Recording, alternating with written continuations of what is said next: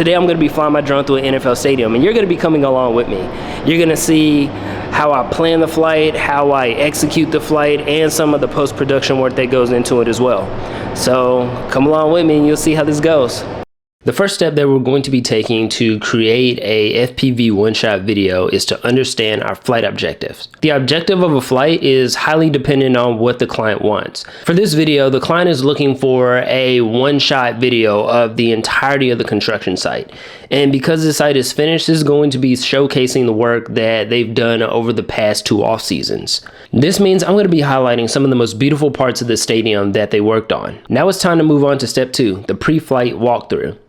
This is where I plan the flight. Before I show up anywhere, I check the airspace in the area, the weather conditions, and most importantly, the wind conditions. I make sure that I get clearance to fly in an area, and in this case, clearance with the Dallas Cowboys as well. Now it's game time. I walk the flight path beforehand, making sure that I can successfully fly through the stadium in one continuous shot. So you already picked out suite that we're gonna go in and out of? Construction sites are ever changing. I'm always making sure to take note of some of the things that have changed since the previous week. It's very common to have wires just hanging from the ceiling. And if you know anything about FPV or even just flying drones in general, wires are almost impossible to see until you're right up on them. So it's good for me to be aware of them beforehand. I'm also looking for unconventional ways to show off the space. The advantage of FPV is that you can take paths that people walking can't normally take. As people, we're limited to using stairs, elevators, and escalators to get from one part of a stadium to the other. But with a drone, I can physically fly out of one suite and into another that's on a completely different level. To me, that makes a shot more dynamic and separates me from any person just walking around with a gimbal. Today, I'm hoping that the glass is out in the upper levels so we don't have to use the stairs to go between levels in the upper levels of the stadium. We can just fly out of one suite and then fly across the stadium area and then fly into a completely different suite on a different level. The windows are out. I know they came through and did some, I didn't know how far they were. They might have already finished. I see some that are in that it's like at the very end, at the very top, but... Those ones are like special suites kind of. One's a marketing suite, so I think it's for like all the companies it's like Ford, like all the companies that do like marketing. I see. For this shoot, I only plan on using the stairs one time to go between levels throughout all 6 levels of the stadium. As I'm walking the stadium, I'm visualizing how everything looks on camera, making sure that the lights that need to be turned on are on, and most importantly, I haven't overlooked how I'm gonna go from one area of the stadium to the other. Actually, we can go in, up the stairs, and then around and then out one of the doors.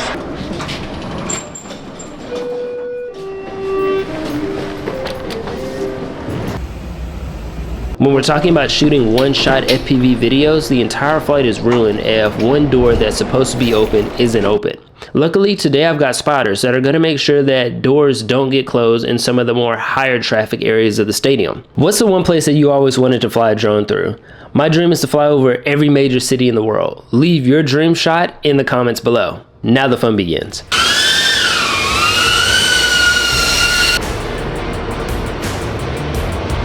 We're looking for 138. Good gap. Don't go in there. I was gonna say, I don't know if there's a door over there or not. Now that we have the flight wrapped up, now it's time for step 3.5, sound design. Remember when we walked the whole stadium and talked the entire time? Now we get to do it again in silence. Drones don't record sound for obvious reasons. An FPV one-shot isn't just for flying through gaps and near objects. It's to be seen and heard as a complete experience. For example, if I were to fly by a group having a conversation, I'm gonna have to go capture some audio of what it would sound like to fly by those people, as if I were a fly on the wall. Oh, it's not actually, it's the Wi-Fi.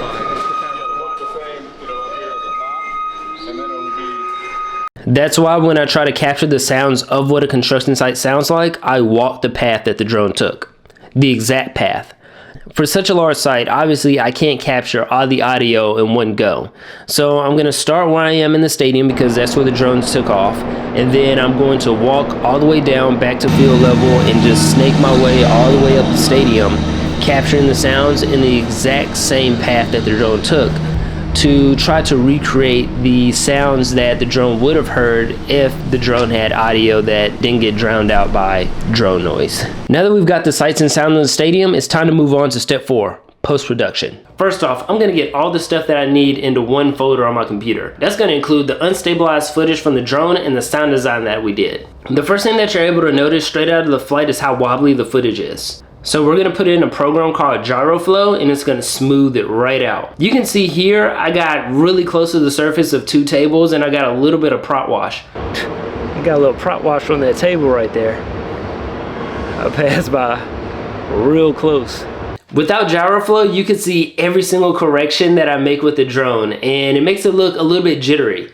After the video is processed through GyroFlow, it looks way smoother than it did before. Next, we're gonna export the stabilized footage and move it into Premiere Pro, or whatever video editor you like to use. The reason why I don't use an audio device and instead like to use my camera with a shotgun mic attached to it is because you can see where you are in the stadium when you're getting the recording, and it makes it a lot easier for myself in post-production. The first thing that I do when I get in Premiere Pro is to edit the colors, just make sure that everything looks good visually. Because this flight's super long, I fly in a lot of different types of environments. It's gonna have a lot of different types of color. Now that the footage is stabilized and the colors look great, we're gonna move on to sound design. When going between audio files, I like to fade out the old clip and fade in the new one, so it's a bit of a smoother transition. So I'm gonna go through this and do this for the entirety of the stadium. I'll meet you right back here where I'm done. Assuming that we're making this one-shot video for a client, it's time for our 5th and final step. It's time to deliver the video. I like to upload a preview of the video to YouTube as an unlisted video so the client can get a preview without having to download anything, and then I'll send over the actual files either through Google Drive, WeShare, or Dropbox. And that's it. Hopefully you learned how to plan and create the perfect FPV one-shot video. Want to see how I got a chance to fly a drone through this stadium? Click this video next.